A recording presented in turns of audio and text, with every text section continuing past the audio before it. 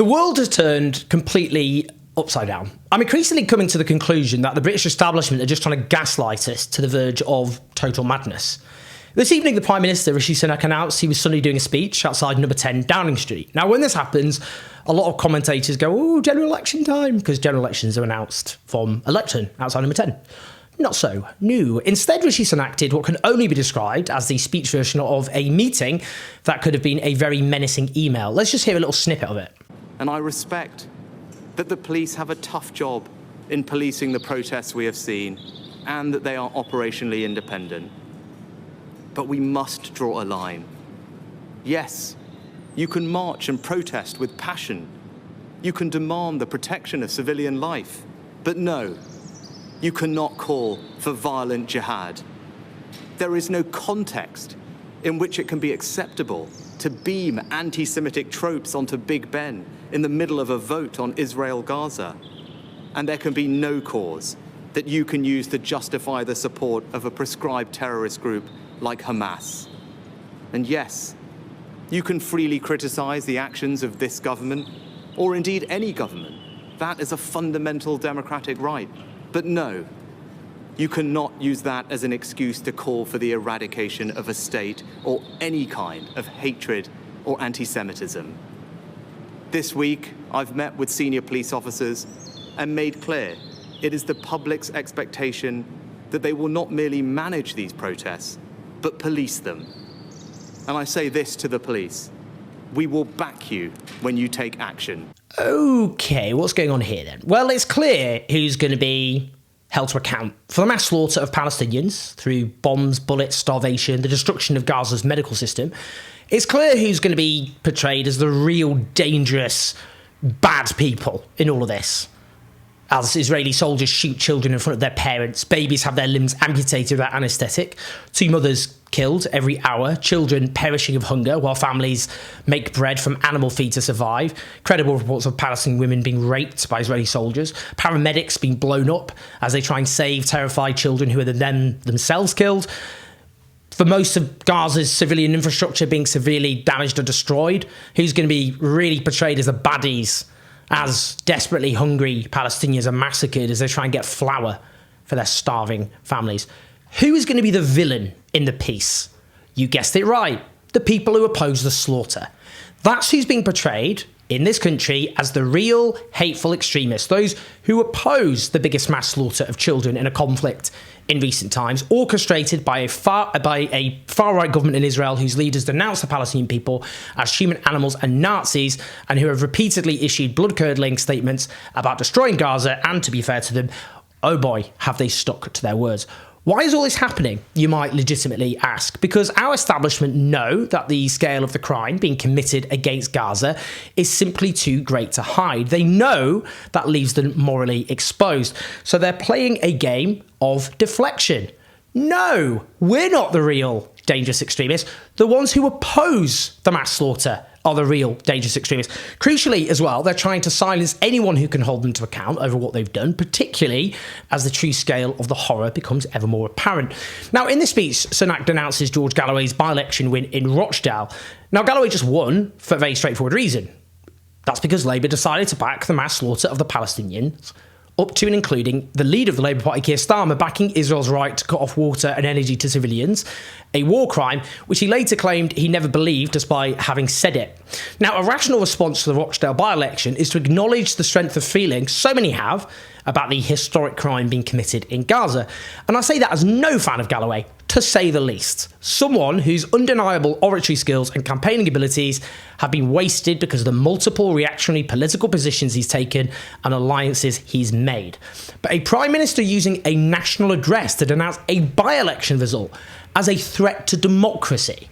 Yeah, that's giving Sinister, isn't it? Let's be honest. Now, his claim, Rishi Sunak, is that extremists have taken over the streets and hijacked protests. Let's just be straightforward and direct here. This is a lie. It's a manufactured deceit. The mass protests in Britain, which reflect overwhelmingly public opinion, the polls consistently show that support for an immediate ceasefire has a huge majority of support behind it. That's what this is really about. The political elites see a mass movement which reflects where the public are. They resent it putting pressure on them because it's effective. So they try and present that pressure as dangerous, threatening extremism that has to be stopped. Now, as I keep saying, it's got no relationship to the truth at all. There are very few arrests at these protests, significantly fewer than large football matches. It's really wild, actually, when you see politicians and media outlets come together to create a narrative based on a total pack of lies. They just think that if you keep saying something enough times, it just becomes the truth.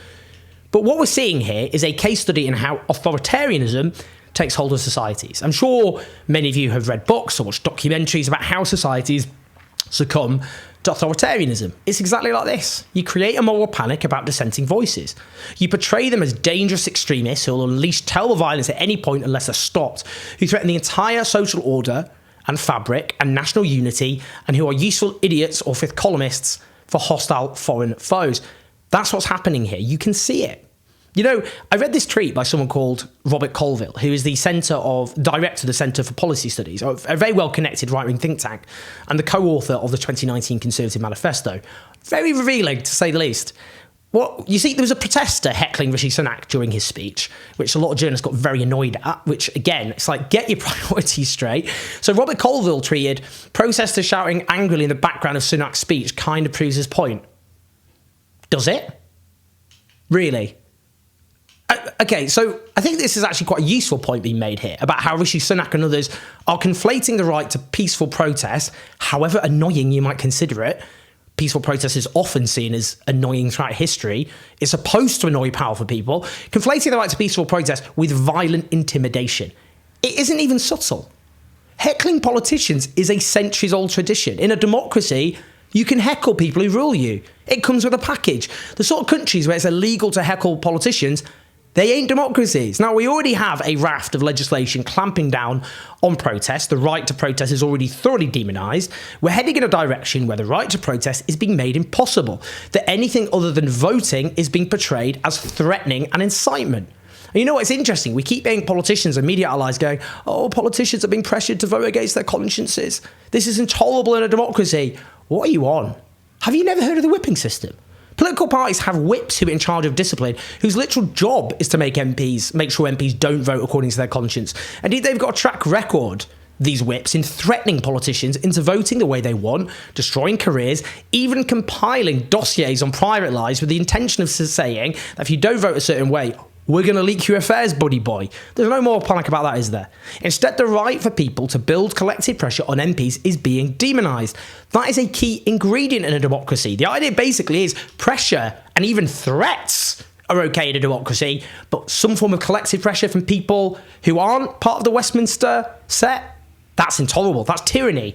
Now, a lot of our social progress was won by people building pressure on politicians. They didn't like it. That's the point. But that is now being construed as violence. Now, look, if we're talking about extremism and division, are these people just devoid of shame? Honestly. Genuinely, though. No government has fostered so much division as the Conservatives.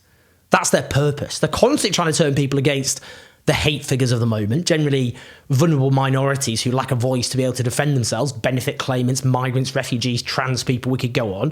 All their demagoguery during the Brexit palaver, remember all that? Right-wing media allies, the Tories, splashing things like enemies of the people with pictures of some judges because they asked for some more democratic oversight of us leaving the European Union. Crush the saboteurs?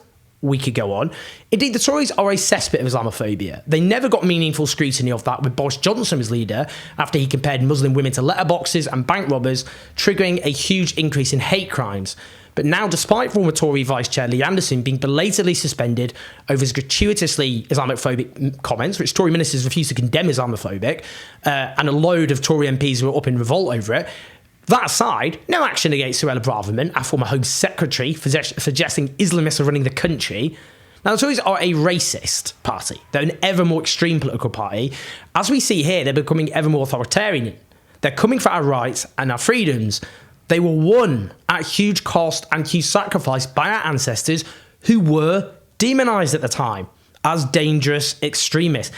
It's not for us to allow those rights and freedoms won at such cost to just be taken away. And for the right to protest and to put pressure on our rulers to be construed as violence. This is what dictatorships do. And if you care about democracy, you should be very worried indeed. Please like and subscribe. Keep the show on the road on patreon.com/ownjose84. Share this video. Listen to the podcast. Speak to you soon.